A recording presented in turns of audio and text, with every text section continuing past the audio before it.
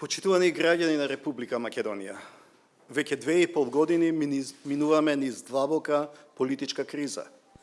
Неодамна се одржаа и долго очекуваните избори, за кои се надевавме дека ќе дадат излез од оваа состојба. Но наместо конечно да почне да се разрешува, истата влезе во нова фаза. Изминатиот период се изнаслушавме разни толкувања на Уставот. Секој го толкува онака како што сака или како што му одговара.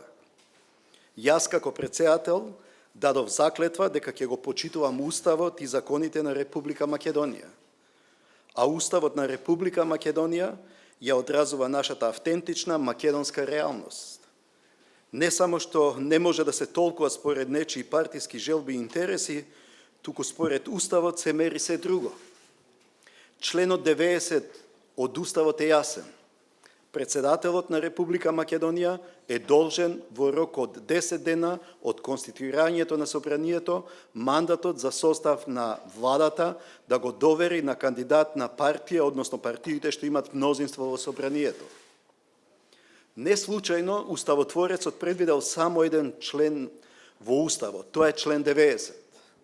Намерата на уставотворецот, кој не ги одредил во детали можните постапувања на председателот во вакви или слични ситуации, значи дека му дава слобода во делувањето и проценките на председателот на Република Македонија.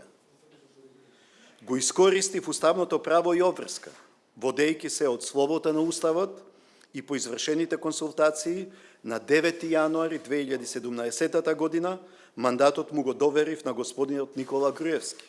Со тоа го испочитував Уставот, но истовремено останав доследен и на досегашната практика. Почитувани сограѓани, решив да направам консултации со надлежните институции и политички партии.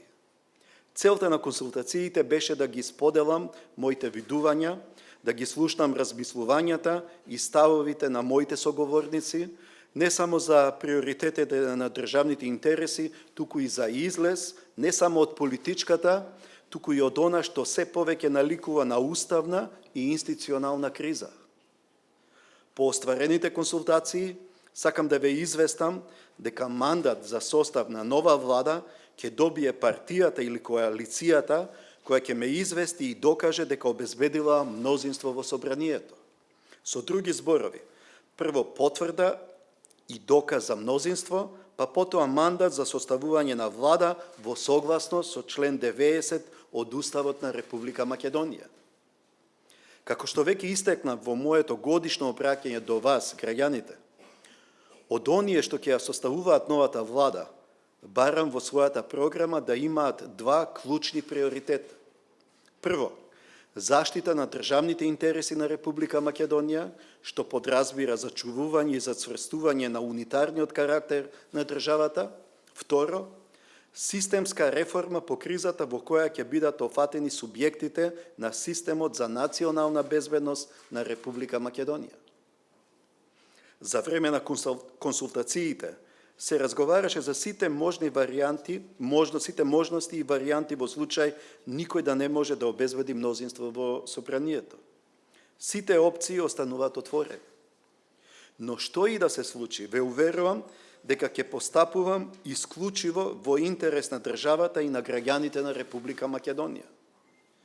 Кога ја презедов функцијата председател на Република Македонија, дадов свечена изјава пред граѓаните дека ќе ги почитувам Уставот и законите. Од таа моја заклетва не мислам да отстапам ниту сега. Ви благодарам. Почитувани представници на медиумите, ви благодарам.